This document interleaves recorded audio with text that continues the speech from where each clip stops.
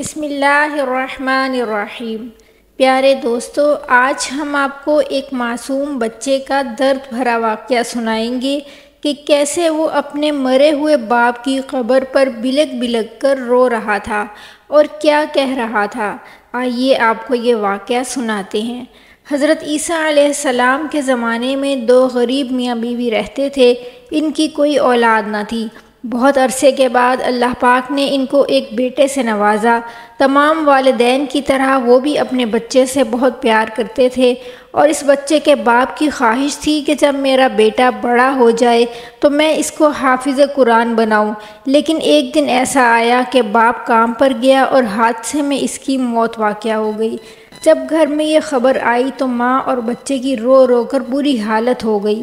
ماں تو بلک بلک کر کہہ رہی تھی کہ یا اللہ، اب میں کس کے سہارے جیوں گی؟ میرے تو ماں باپ بھی اس دنیا سے چلے گئے اور میرا ایک ہی سہارا تھا اور وہ بھی آپ کے پاس چلا گیا۔ میرا چھوٹا سا بچہ کس کے سہارے جیے گا؟ باپ کے کفن دفن کا انتظام کیا گیا اور وہ بچہ ابھی چھوٹا تھا۔ ماں اس بچے کو پالنے کے لیے لوگوں کے گھروں میں کام کاج کرنے لگی۔ دن کو محنت مزدوری کرتی، رات کو کپڑے سلائی کیا کرتی، تاکہ وہ اپنے بچے کو پیٹ بھر کر 2 وقت کی روٹی کھلا سکے۔ وقت گزرتا گیا اور بچہ 6 سال کا ہو گیا۔ ماں نے اس بچے کو ایک مدرسے میں داخل کروا دیا۔ وہ بچہ بہت ذہین تھا۔ وہ اپنی ماں کے ساتھ 5 وقت کی نماز بھی ادا کرتا۔ ایک دن وہ بچہ مدرسے گیا تو اس کے کپڑے پھٹے ہوئے تھے۔ باقی بچوں نے اس بچے کو دیکھ کر اتنا مذاق اڑایا کہ وہ بچہ سسکتا اور روتا ہوا اپنے گھر واپس آ گیا اور اپنی ماں کو سارا واقعہ کہہ سنایا۔ ماں اس کی باتیں سن کر رو پڑی اور اللہ سے گڑ گڑا کر دعائیں مانگنے لگی۔ جب ماں کی روتے روتے آنکھ لگ گئی تو وہ بچہ سیدھا اپنے باپ کی قبر پر پہنچ گیا اور اپنے باپ کی قبر سے لپٹ کر رونے لگا۔ ابو جان، میں 2 دن کا بھوکا ہوں، گھر میں کھانے کے لیے کچھ بھی نہیں۔ اس بچے کے باپ کے جانے کے بعد ان کی تنگ دستی کا یہ عالم تھا کہ نوبت فاقوں تک پہنچ چکی تھی۔ باپ کی قبر کے سرہانے 6 سال کا بچہ زار و قطار رو رہا تھا، چلا رہا تھا۔ حضرت عیسیٰ علیہ السلام کا وہاں سے گزر ہوا۔ اس طرح کی درد بھری فریادیں کرتا ہوا بچے کا توتلا لہجہ اور بچے کے جڑے ہوئے ہاتھوں کو دیکھا تو حضرت عیسیٰ علیہ السلام کا دل بھر آیا۔ حضرت عیسیٰ علیہ السلام نے اس بچے کے سر پر ہاتھ رکھتے ہوئے فرمایا، اے بچے، اگر تو اپنے باپ سے ملنا چاہتا ہے تو میں تھوڑی دیر کے لیے تیرے باپ کو قبر سے باہر نکال سکتا ہوں۔ بچے نے کہا، آپ کا مجھ پر احسان ہوگا۔ تو حضرت عیسیٰ علیہ السلام نے 2 رکعت نماز پڑھی اور نماز پڑھنے کے بعد اللہ سے دعا کی۔ دعا کے بعد قبر کی طرف اشارہ کرتے ہوئے فرمایا کہ اے مردے، اللہ کے حکم سے زندہ صحیح سلامت قبر سے باہر نکل آ۔ جیسے ہی حضرت عیسیٰ علیہ السلام نے یہ فرمایا کہ اے مردے، اللہ کے حکم سے باہر نکل، تو ایک دم قبر پھٹی اور اندر سے ایک شخص کلمہ پڑھتا ہوا باہر نکل آیا، لا الہ الا اللہ عیسیٰ روح اللہ، یہ کہتا ہوا باہر نکل آیا۔ اس کے چہرے پر نور ہی نور تھا۔ اپنے اوپر سے مٹی جھاڑتا ہوا باہر نکلا۔ جیسے ہی اس کی قبر پھٹی تو حضرت عیسیٰ علیہ السلام کو یوں محسوس ہوا کہ اس کی قبر تو جنت کے باغوں میں سے ایک باغ بنی ہوئی ہے۔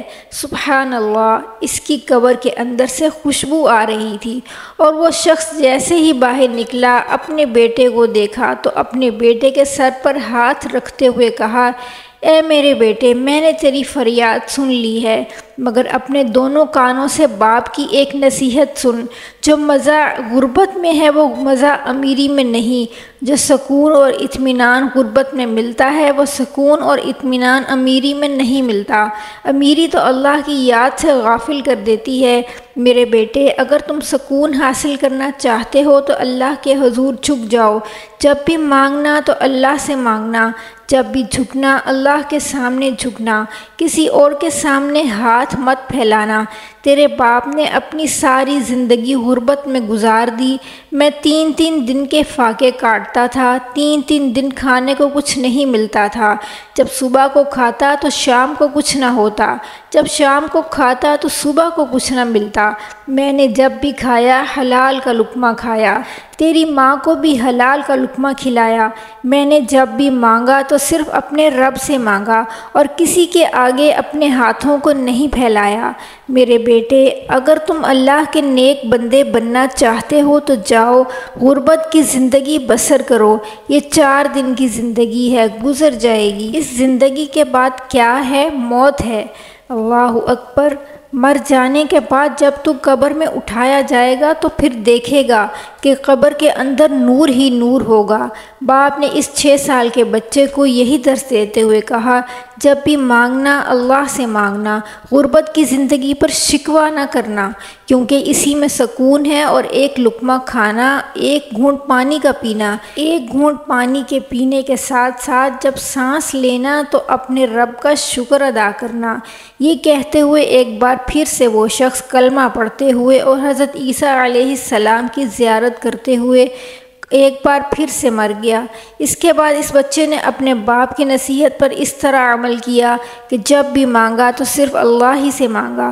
پھر اللہ تعالیٰ نے اس بچے کو اس قدر عطا کیا کہ بڑے بڑے بادشاہ بھی اس کی امیری پر رشک کرنے لگے۔ اللہ تعالیٰ فرماتا ہے کہ درختوں کے پتوں کے برابر گناہ کرو، میں تمہارا رب ہوں، معاف کر دوں گا، مگر 2 گناہ مت کرنا، کیونکہ ان گناہوں کے بعد میری کبھی بھی تم سے صلح نہیں ہو سکے گی۔ پہلا یہ کہ اپنے سر کو جب بھی جھکانا، اپنے رب کے آگے جھکانا، کسی غیر کے آگے نہیں جھکانا، یعنی اللہ کے ساتھ کسی کو شریک مت ٹھہرانا۔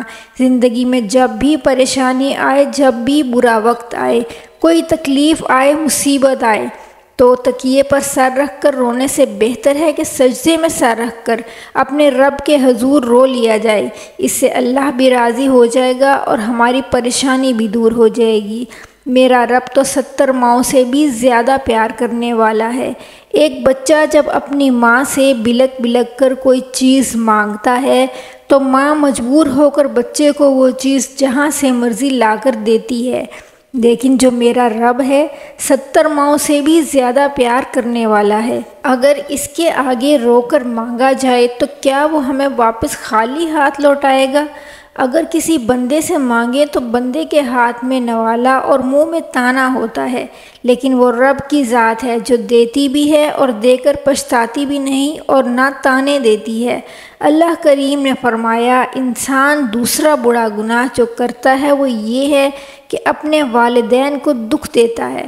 اپنے والدین کو دکھ مت دینا، والدین کی آنکھوں میں آنسو لانے کا ذریعہ مت بننا، ورنہ میں روٹھ جاؤں گا، میں ناراض ہو جاؤں گا، اس پر میرا عذاب برسے گا اور اس پر فرشتوں کی بھی لعنت ہوگی۔ بے شک اللہ پاک ماں باپ کا دل دکھانے والوں کو کبھی معاف نہیں فرماتا، اور نہ ہی اللہ پاک کی ذات کے ساتھ کسی کو شریک ٹھہرایا جائے، اللہ اس چیز کو کبھی بھی معاف نہیں فرمائے گا۔ اللہ پاک ہم سب کو بھی گناہوں سے بچنے اور نیک کام کرنے کی توفیق عطا فرمائے۔ پیارے دوستو، آج ہمارے معاشرے میں یتیم کی کوئی قدر نہیں، اور جو یتیم کی قدر نہیں کرتے ان کو یہ بھی پتہ نہیں کہ جس کا ہم کلمہ پڑھتے ہیں وہ بھی یتیم تھے۔ اللہ تبارک و تعالی نے سورۃ ضحیٰ میں ارشاد فرمایا کہ اے نبی، کیا آپ یتیم نہیں تھے؟ ہم نے آپ کو جگہ ٹھکانہ نہیں دیا، ہم نے آپ کی سرپرستی اور کفالت نہیں کی، اللہ نے کفالت کی۔ پھر آگے جا کے فرمایا، اے محبوب کائنات، یتیم کو ڈانٹنا نہیں۔ یہ نصیحت کون کر رہا ہے؟ آسمان والا۔ اور کس کو کی جا رہی ہے؟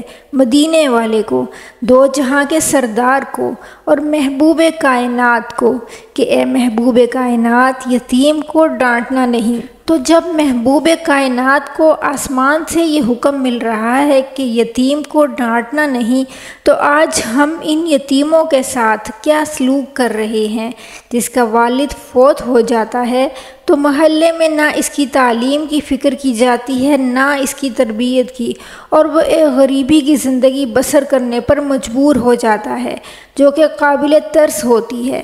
تو اللہ تبارک و تعالی نے ہمیں یتیم کی قدر اور اس کی تکریم کا حکم دیا ہے، بلکہ اللہ تعالیٰ فرماتے ہیں، اے محبوب کائنات، کہ جو قیامت کے دن جھٹلائے جائیں گے، ایسا شخص آپ نے دیکھا پھر اللہ پاک نے خود ہی بتلا دیا، جو یتیم کو دھتکارتا ہے، ڈانٹتا ہے، یہی وہ شخص ہے جو قیامت کے دن کا منکر ہے، کیونکہ اگر یہ قیامت کے دن کا منکر نہ ہوتا تو آج یتیم کی کفالت کر رہا ہوتا۔